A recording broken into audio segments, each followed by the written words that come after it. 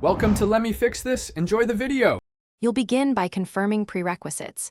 Your iPhone is updated and you know your Gmail address and password. Open Settings, tap Mail, then Accounts, and choose Add Account.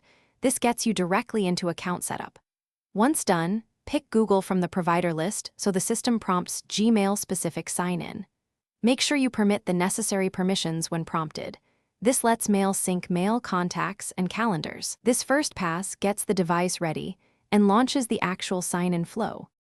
You'll now sign in and configure sync choices. Enter your Gmail address, tap Next, and type the password. Complete two-factor authentication if required. After the Google consent screen, make sure to allow Mail, Contacts, and Calendars access so items sync properly. Next, choose which items to sync and adjust fetch settings.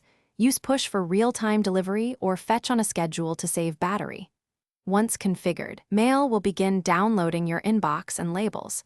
This is the detailed execution for continuous syncing. Finish by opening the Mail app to verify your inbox, sent, and label folders are present. If messages are missing, make sure Label Sync is enabled in your Gmail web settings and that notifications are allowed on the iPhone. If syncing fails, sign out of the Google account in Settings and re-add it, or toggle Mail off and on for that account to force a resync.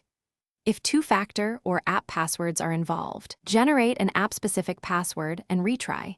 This single troubleshooting tip results. Thanks for watching. If you found this helpful, don't forget to like and subscribe.